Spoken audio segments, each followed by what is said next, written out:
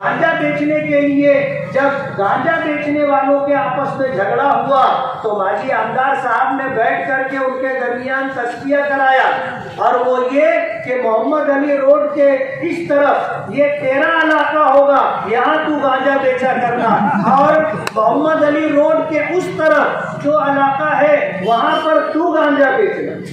जाहिर बात है, लोग हमने बड़ों से सुना कि दीवारों को कान होते। सजा हौसला शिकन तेरा करम के कुव्वते परवास पाके। अल्लाह का एहसान और करम है कि अल्लाह ताला ने अपने शहर की खिदमत का मौका अता किया। अल्लाह की रहीम व करीम ज़ात से ये उम्मीद है कि जिन तवक्कुआत और उम्मीदों के साथ हमने सियासत में कदम रखा था उसकी तकमील के लिए हमारी मदद की जाएगी। मालेगांव के लोगों का मैं शुक्रगुजार हूँ कि उन्होंने मुझ पर एतमाद किया और दूसरी मरतबा मुझे खिदमत का मौका दिया। इस वार्ड के जितने भी हमारे हमनवा हैं जिन्होंने हमारी मदद की और इलेक्शन के मौके पर बगैर किसी मुआवजे के उन्होंने हमारा साथ दिया, अपने कीमती वोटों से नवाजा, उनके कुछ तकाजे थे और हमने ये वादा किया था कि अगर अल्लाह ने इज्जत दी और काम करने का मौका मिला तो आपके वादों की तकमील की जाएगी। उन वादों में इस हाल का संगे बुनियाद और इसकी तकमील का प्रोग्राम भी था। चुनकर आने के बाद तकरीबन 1.5-2 महीने ऐसे गुजरे कि हमारे इस महाराष्ट्र के अंदर सरकार ही नहीं बनी। अल्लाह अल्लाह करके सरकार बनी तो लॉकडाउन का मसला आ गया और तकरीबन 2 साल का अरसा इसी में गुजर गया। चुनकर आने के बाद ये तीसरा साल है जब हमें खुल करके काम करने का मौका मिला। हमने पूरी दियानतदारी के साथ इस बात की कोशिश की कि बरसरे इक़्तिदार जो सियासी पार्टियां हैं अगरचे हम उनसे ताल्लुक नहीं रखते, जैसे कांग्रेस है, एनसीपी है और शिवसेना, इनकी सरकार थी और आज उसके बाद शिवसेना का जो गुट अलग हुआ है और भारतीय जनता पार्टी के साथ मिल करके उन्होंने सरकार बनाई है। हमारा इन तमाम सियासी पार्टियों में से किसी से ताल्लुक नहीं और आपको इस बात का पता होना चाहिए कि जिनकी सत्ता होती है, जिनकी सरकार होती है, वो अपने ही लोगों को फंड देते। ऐसे लोग जो उनके मददगार ना हो सरकार बनाने में, उनको वो फंड नहीं देते। हम MIM से चुन करके आने वाले मालेगांव से मैं हूँ और भूलिए से हमारे साथी फारूक शाह साहब हैं। फंड हासिल करने के लिए कितनी जद्दोजहद और कोशिश करनी पड़ रही है वो हमें पता है। जाहिर बात है ये पार्टियां मजलिस इत्तेहादुल मुस्लिमीन को अपना दुश्मन समझती और उनका ये गुमान है कि अगर महाराष्ट्र के अंदर ये पार्टी रहेगी तो हमें सियासी तौर पर नुकसान होगा। इसलिए मजलिस इत्तेहादुल मुस्लिमीन को खत्म करने के लिए जितने जतन हो सकते हैं ये सियासी पार्टियां कर रही हैं। ऐसे नामुसाइद हालात में फंड लाना और अपनी कॉन्स्टिट्यूंसी में काम करवाना बहुत मुश्किल है, लेकिन अल्लाह का एहसान और करम है कि अगर नीयत अच्छी हो तो अल्लाह की मदद शामिल हाल होती है। हमने तकरीबन 50 करोड़ रुपये का फंड मांगा, 51 करोड़ रुपये का हमने फंड मांगा था, उसमें से 50 करोड़ रुपये को उन्होंने मंजूरी दी है इस माना करके कि जब नई सरकार ये बनी है, पिछली सरकार में ये बात, ये काम जब फाइनल स्टेज पर आया तो महाराष्ट्र के हालात सत्ता को लेकर के बिगड़ गए, हमारा वो काम रुक गया। आज जब नई सरकार का गठन हुआ है तो ये काम पेंडिंग चल रहा था कि अब जब तक जो है وزارتیں تشکیل نہیں پاتی ہیں، وہاں تک کوئی کام کاج نہیں ہوگا، ہم انتظار کرتے رہے۔ اب جا کر کے کیبنٹ بنی ہے اور جتنے بھی ڈپارٹمنٹ ہیں ان کی تقسیم عمل میں آئی ہے۔ ہمیں اللہ کی ذات سے امید ہے کہ ہم نے جو محنت کی ہے اس محنت کے صلے میں ہمارا 50 کروڑ روپے کا فنڈ منظور ہوگا، اور انشاءاللہ شہر کے اندر آپ دیکھو گے کہ ہم نے کام کی جو شروعات کی ہے اور کوالٹی دینے کا جو فیصلہ لیا تھا، ہمیں اس میں کامیابی ملے گی، اور آپ اپنے چشم سر سے دیکھو گے کہ یہاں مالیگاؤں کے اندر کام ہوگا اور مثالی کام ہوگا۔ مالیگاؤں کے اندر جو ہاٹ مکس کا روڈ ہوتا تھا کہ راتوں رات پورا روڈ بنا دیا جاتا تھا اور 6 مہینے نہیں ہوتے تھے وہ روڈ ختم ہو جاتا تھا۔ اگر اس کی مثال دیکھی، استان سے لے کر کے اسی ساحے تک جو بیچ کا حصہ ہم نے سلیمانی مسجد سے لے کر کے فوار واڑی تک روڈ ہم نے ڈالا، سیمنٹ روڈ ڈالا، تاکہ یہ ہمیشہ کی مصیبت اور تکلیف ختم ہو جائے۔ یہ کام منظور ہو گیا، اس کے بعد ان لوگوں نے 18 لاکھ روپے کا بیچ میں پیون لگا دیا اور اس کام کو انہوں نے روک دیا۔ کارپوریشن ان کے ہاتھ میں ہے، جب ایک مرتبہ کسی کام کے لیے NOC دے دی گئی تو دوسرے کسی کو NOC نہیں دینی چاہیے، لیکن کہتے نا کہ اندھا بانٹے ریوڑی، اور جس کو دیتے ہیں وہ لوگ جو ان کے اپنے ہوتے۔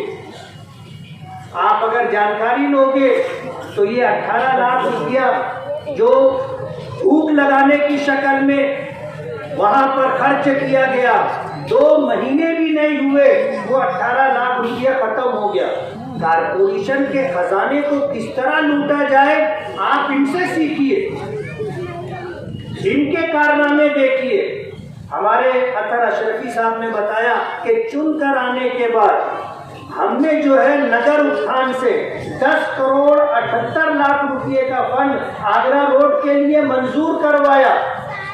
انہوں نے ہمارا کام شروع ہو اس سے پہلے انہوں نے کارپوریشن کی جنرل بورڈ میں آگرہ روڈ کے کام کو منظوری کی، اور تقریباً 13 کروڑ روپیہ انہوں نے سیمنٹ روڈ کے لیے منظور کیا، اور وہ کتنا تھا آپ دیکھ سکتے ہیں۔ وہ روڈ بنا، بتایا یہ گیا تھا کہ نیشنل کمپاؤنڈ کے آگے تک روڈ بنے گا، ٹھیکیداروں نے روڈ بنایا تو نور باغ کے گیٹ تک بنائے۔ دوسرا جو ٹپا تھا اس کے لیے اسی طرح فنڈ منظور کیا گیا، اور یہ کام کہاں تک پہنچے گا آپ بھی دیکھو گے۔ یہ روڈ پورا نہیں ہوگا، روڈ پورا کرنے کے لیے ہمیں مزید فنڈ لا کر کے کام کرنا پڑے گا۔ 10 کروڑ 78 لاکھ روپیہ سرکار دے رہی تھی، وہ نہ لیتے ہوئے کارپوریشن کے پیسے سے انہوں نے یہ کام شروع کیا۔ ہم نے ان سے منت کی، سماجت کی کہ آپ کارپوریشن کا یہ پیسہ اگر ہے آپ کے پاس تو مالیگاؤں میں 50 روڈ ایسی ہیں جو آپ کی توجہ کی مستحق ہے، آپ یہ ان پیسوں سے ان روڈوں کی تعمیر کر دیں، اور مہاراشٹر سرکار کے پیسے سے آگرہ روڈ بننا ہے اسے بننے دیں۔ لیکن ہمارا کام کیسے روکا جائے، یہ چند مثالیں ہیں جو میں نے آپ کے سامنے رکھی۔ میں نے اس ادارے کے اشرفیہ فاؤنڈیشن اور اسی طرح یہاں جو اشرفیہ اکیڈمی ہے اور اشتیاق قریشی جیسے جو جیالے ہیں، ان سے ہم نے وعدہ کیا تھا کہ آپ جو کہو گے ہم کر کے دیں گے۔ انہی کاموں میں سے ایک کام اس ہال کی تعمیر بھی ہے۔ اس کے لیے تقریباً 30 بائی 40 کا ہال بنے گا، 35-50 کا ہال بنے گا، اور اس کے لیے میں نے 25 لاکھ روپیہ فنڈ دیا ہے۔ اور آپ سے ذمہ داران کی موجودگی میں اس بات کا وعدہ کرتا ہوں کہ آئندہ اگر اس میں مزید رقم کی ضرورت ہوگی وہ رقم بھی میں انشاءاللہ میرے اور ابھی ہمارے سامنے اشفاق سر نے ایک تقاضا رکھا کہ یہاں پر جو ہے جم خانے کی تعمیر ہو۔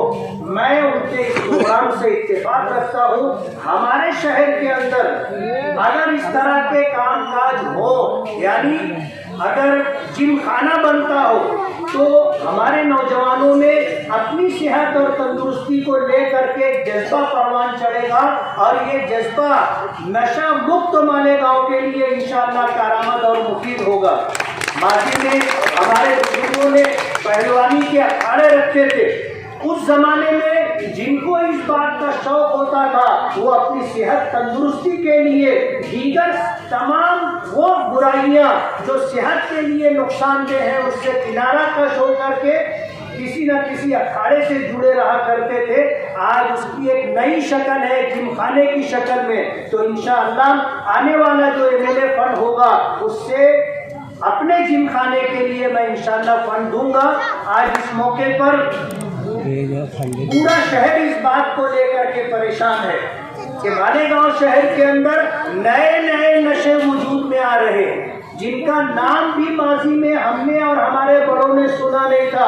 آج وہ چیزیں نشے کے طور پر استعمال کی جا رہی ہیں، اور آج ہمارے چھوٹے چھوٹے بچے نشوں کے عادی ہو رہے ہیں، اور دکھ کے ساتھ کہنا پڑ رہا ہے کہ گانجا بیچنے والے اور پوڑی بیچنے والے اور اسی طرح گٹکا بیچنے والے اور کتا گولی اور دیگر نشہ آور چیزوں کے بیچنے والے لوگوں کی آج سیاسی پارٹیوں کے ذمہ داران سرپرستی کر رہے ہیں، ان کے درمیان علاقوں کی تقسیم کر رہے ہیں۔ گانجا بیچنے کے لیے جب گانجا بیچنے والوں کے آپس میں جھگڑا ہوا تو ماجی آمدار صاحب نے بیٹھ کر کے ان کے درمیان تزکیہ کرایا، اور وہ یہ کہ محمد علی روڈ کے اس طرف یہ تیرا علاقہ ہوگا، یہاں تو گانجا بیچا کرنا، اور محمد علی روڈ کے اس طرف جو علاقہ ہے وہاں پر تو گانجا بیچنا۔ ظاہر بات ہے لوگ ہم نے بڑوں سے سنا کہ دیواروں کو کان ہوتے ہیں، یعنی جو بات کمرے میں کی جاتی ہے وہ بات بھی باہر کے لوگوں تک آ جاتی ہے، اور بتاتا کون ہے؟ دیوار سناتی ہے، دیوار بولتی ہے اور بتاتی ہے کہ انہوں نے اندھیرے میں بیٹھ کر کے دروازہ بند کر کے کیا بات کی۔ میں تو یہ کہتا ہوں کہ اگر دیواروں کو کان ہوتا ہے تو دیواروں کو آنکھ بھی ہوتی ہے، وہ بتا دیتی ہے کہ کون کون لوگ تھے۔ آج نشہ آور چیزوں کی وجہ سے ہمارا پورا سماج متاثر ہے، اور ان گھرانوں کے ذمہ داروں سے آپ پوچھو جن کے بچے نشے کے عادی ہو گئے ہیں۔ آج شہر کے اندر جو قتل و غارت گری بڑھ رہی ہے، مرڈر ہو رہا ہے، اور اسی طرح جو ہے 307 کے ہاف مرڈر کے کیسز بن رہے ہیں، آپ اگر دیکھو گے تو یہ وہ ہمارے بچے ہوتے ہیں کرنے والے جو نشے کے عادی ہوتے، یعنی جب نشہ کر لیتے ہیں تو ان کو پتہ نہیں ہوتا کہ ہم کیا کر رہے ہیں۔ ایک چیز اگر ان کے دل و دماغ میں بیٹھ گئی کہ بس ہمیں اس کو مارنا ہے تو بس مارنا ہے، دوسرا کچھ ان کو سجھائی نہیں دیتا۔ ہمارا یہ علاقہ ابھی آپ نے سنا، اشفاق سر نے بتایا کہ ہم نے اس بات کی کوشش کی ہے کہ اس علاقے میں جو نشہ آور چیزیں بیچی جاتی ہیں اس کے سرے بات کے لیے ہم جم خانے کی تعمیر کریں گے۔ میں ان سے یہ گزارش کرنا چاہتا ہوں کہ یہ حال تو بن جائے گا، جم خانہ بھی بن جائے گا، لیکن ایسے لوگ جو ہمارے سماج کو کھوکھلا کر رہے ہیں اور ہمارے مستقبل کو تباہ و برباد کر رہے ہیں، یہ بچے کل ہمارا مستقبل بنیں گے۔ آج اگر یہ نشے کے عادی ہو گئے تو ظاہر بات ہے کہ پورا مستقبل ہمارا تباہ و برباد ہو گیا۔ ان بچوں کو نشہ آور چیزوں کے استعمال سے روکنے کے لیے جو لوگ نشہ آور چیزیں بیچتے ہیں آپ ان کی نشاندہی کیجیے، ہم کوشش کریں گے کہ ایسے لوگوں کا یہ کاروبار بند ہو، اور سماج کو جس طرح آنے والی نسلوں کو جس طرح یہ نشے کا عادی بنانے کی کوشش کر رہے ہیں یہ دروازہ بند ہونا چاہیے۔ یہ ہماری شرعی اور سماجی ذمہ داری بنتی ہے کہ اپنا مستقبل محفوظ کرنے کے لیے ان تمام چیزوں کو ہمارے علاقے سے ختم کرنا ہوگا، اور وہ نوجوان یا وہ لوگ جو نشہ آور چیزوں کو بیچتے ہیں ان کو یہ بات سمجھ لینا چاہیے کہ اگر تم نے کسی گھر کا مستقبل تباہ و برباد کیا تو تمہارا گھر بھی محفوظ نہیں رہے گا، تمہارا گھر بھی محفوظ نہیں رہے گا۔ ایسے شخص سے میری ملاقات ہوئی ہے کہ جو گٹکے کا کاروبار کیا کرتا تھا اور کر رہا ہے، اس کا بیٹا 24 گھنٹہ گٹکا کھاتا رہتا ہے. اس کو میں نے کہا کہ یہ کتنا کھاتا ہے؟ بولے اس کی عادت ہو گئی. ظاہر بات ہے دوسروں کے بچوں کے لیے گڑھا کھودا تھا، اس کا بچہ خود اس میں گر رہا ہے. یعنی باپ منع بھی نہیں کر سکتا نا، اس لیے کہ باپ خود ہی بیچ رہا ہے، کاروبار کر رہا ہے، تو وہ منع بھی نہیں کر سکتا. اس طرح کے حالات ہیں. اگر تم کسی کے بچوں کا مستقبل تباہ و برباد کر رہے ہو تو مطمئن مت رہنا، تمہاری آنے والی نسل بھی تمہارے ہاتھ میں نہیں رہے گی، وہ بھی اسی راستے پر چلے گی اور تمہارے خاندان کا مستقبل تباہ و برباد ہو جائے گا.